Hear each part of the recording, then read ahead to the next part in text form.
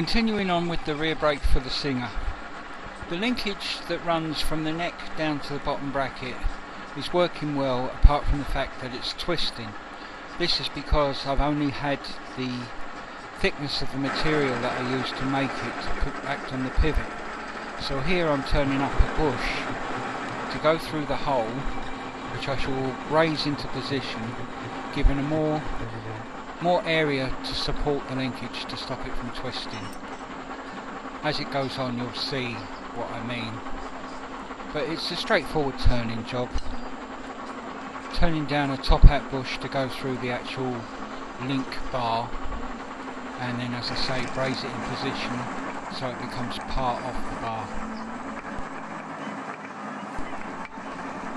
I've made it in such a way that there'll be a slight spigot protruding on this side of the bar, giving me enough room to put a washer on, a thick washer to increase the surface area, but still keep everything in alignment.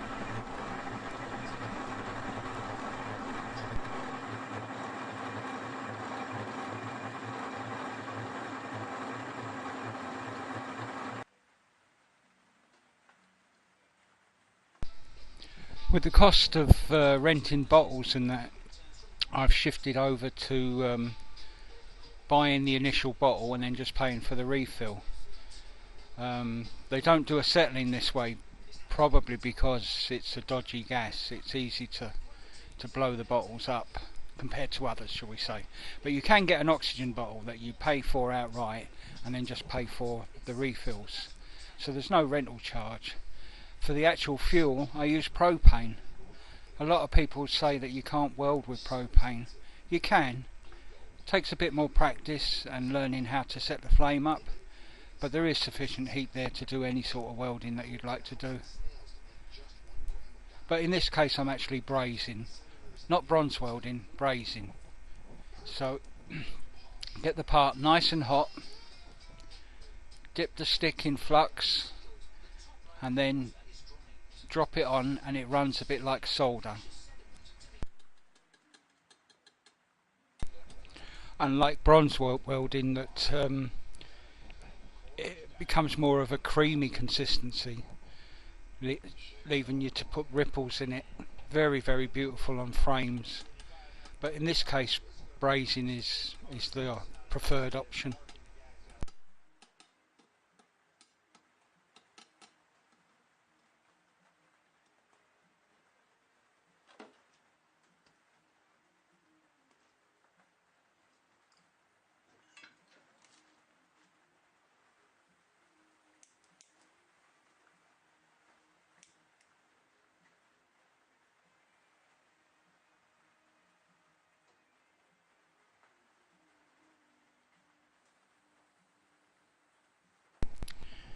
Here I'm bracing the washer on the other side to make everything look even and balanced.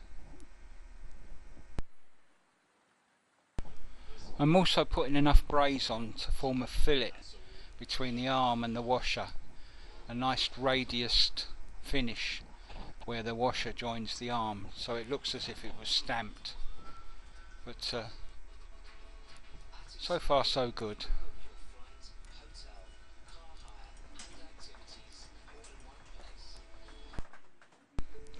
This arm is then connected up to a pivot point on the handlebars. So there are two clevises and a rod joining this arm to the rocker on the handlebars. So here I'm fitting the clevis to the end of the rod.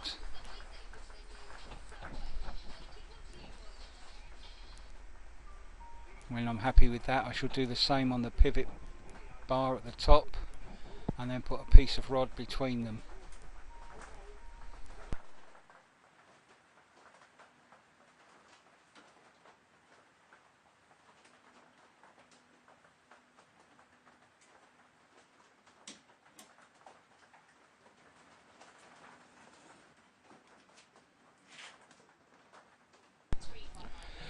Here I'm twisting the bottom bar.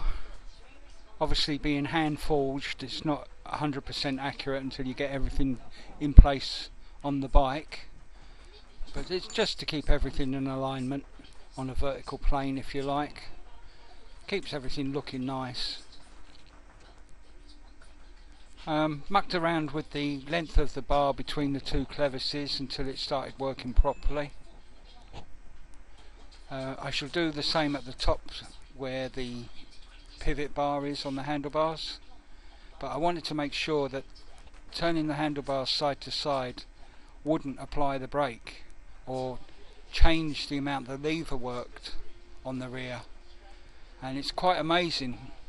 You'd think it would tighten or loosen from one extreme to the other, but the difference is negligible. So well pleased. It seems I've guessed the linkage properly.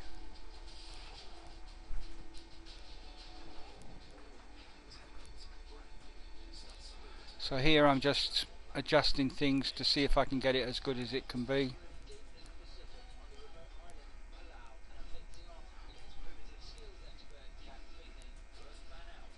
I still haven't worked out how the front brake is going to work.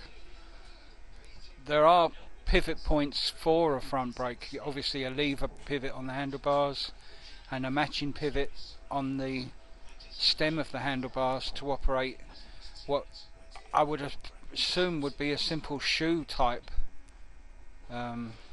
brake, but this can't happen. As I said before, you can't have the wheel going up and down and then expect the shoe to touch it on the extreme of the travel. So I'm still waiting on someone to give me a hand with that, let me know what's there, if it should even be there. It could be that this was a prototype and never had a front brake, changed from an existing bicycle. Anyway, last thing to do on these brakes is to make up the nuts. A simple job, hexagon bar in the old lathe, drill a tapping hole 7.9mm for a 3/8 Whitworth thread. I need 3 of them at least, so I shall do this on a bit of a production method. Drill a nice deep hole that I can thread all the way down and then part off the nuts one after the other.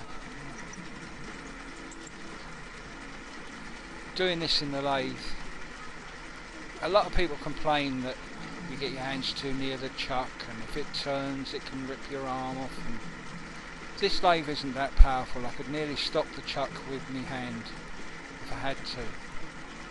So, but also the technique is important. Put the tap in the chuck, tighten it, again, not extreme, just tight enough to grip. Make sure that the chuck is loose in the tailstock, and then just grab your hand on it. Feed it in. When you cut a thread with a die wrench or a tap wrench, it's just hand power. So there's no reason you can't grip the chuck and put it in under power. And what safer way than it being too much for you to hold on to? You always let go long before the tap's going to snap. And you get a feel for it. Again, it's practice, it's skill. Something that you learn. So again, there are some things that look dangerous, but fundamentally if you know what you're doing, they're okay. So here I'm putting the chamfer on the hexagon with a file. Again, very Victorian.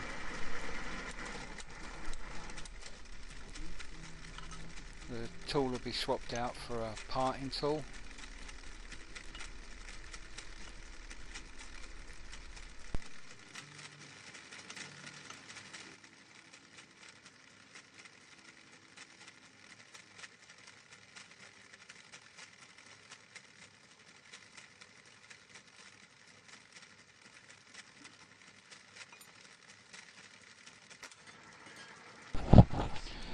Make sure that the parting off tool is on the centre line of the lathe, and then part off each one in turn.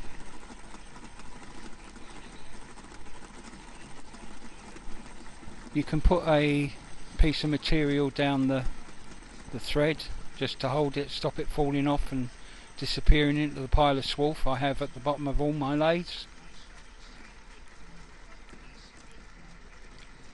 And then clean up the face that you've just parted off.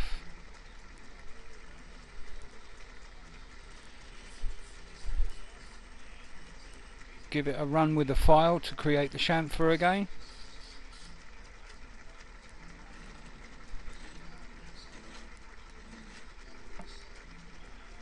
Reposition the parting tool and produce the next one. Repeat as necessary.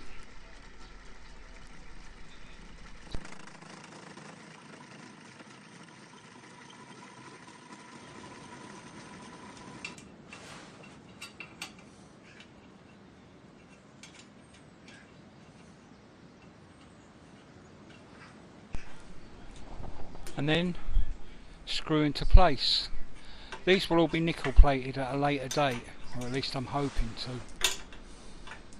I think you can see here on the washer that it's created the braze has created a nice fillet joining the washer to the actuating arm, so that turned out well as well. That'll give me a piece of metal to polish and get ready for plating. That's it for now. Thanks for watching.